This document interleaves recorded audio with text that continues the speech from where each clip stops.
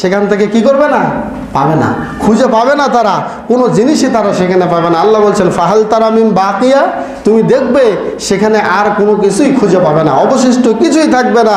অন্য আয়াতে আল্লাহ রাব্বুল আলামিন বলেছেন আলাম তারা কাইফা ফাআলা রাব্বুকা বিআদ, হে নবী তুমি কি দেখো নাই আমি আদ জাতির সাথে কি করেছি।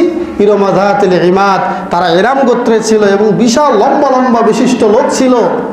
আল্লাতী লাম ইখলাক মিসলুহা ফিল বিলাদ, তাদের মতো অন্য কোনো গোষ্ঠীকে আমি আল্লাহ এত শক্তিশালী করে বানাই নাই।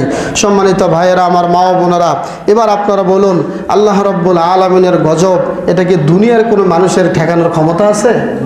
কোথায় গেল তারা? আর তাদের কোনো অস্তিত্ব নাই। কেউ কেউ ওই যেভাবে গাছের তুলা ওড়ে, এরকম গাছের তুলার মতো বাতাসের সাথে উড়তে উড়তে কে কোন দিকে চলে গেল। আল্লাহ পাক পুরো আদ জাতিকে এভাবে ধ্বংস করেছেন। সুবহানাল্লাহ। এখন হুদ আলাইহিস সালাতু ওয়াস সালাম কবে মারা গেলেন, কোথায় তার দাফন হলো, এগুলো কিছু পাওয়া যায় না। শুধুমাত্র কোরআনে এটুকুই বর্ণিত হয়েছে। অতএব তার মৃত্যু সম্পর্কে আমাদের কোনো কিছু বললে এটা ভুল হবে।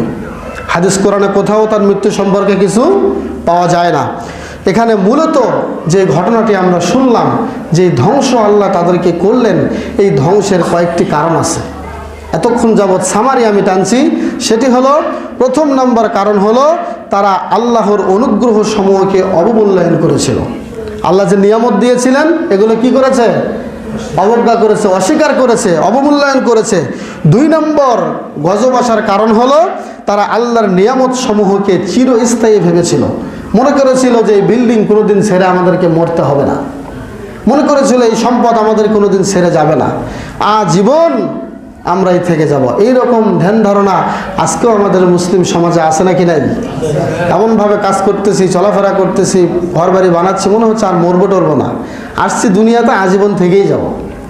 আল্লাহ পাক মাফ করুক, সকলে বলে আমিন।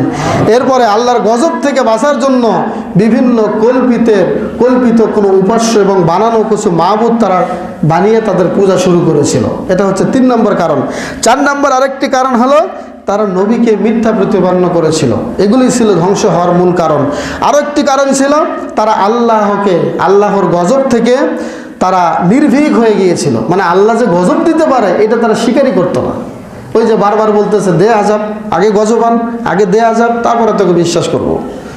তারা আল্লাহর গজবকে বিশ্বাস করতো না। এরপরে আরেকটি শাস্তি আসার কারণ ছিল, সেটা হলো তারা অযথা কিছু উঁচু স্থান নির্মাণ করত, কিছু প্রাসাদ তৈরি করত, এবং এইগুলি একদম অপচয় ছাড়া কিছুই ছিল না। এমনিতেই একজন আরেকজনের দেখা দেখি বাহাদুরি করে, বাড়াবাড়ি করে, বিল্ডিং প্রতিযোগিতা করে তারা বিল্ডিং তৈরি করত।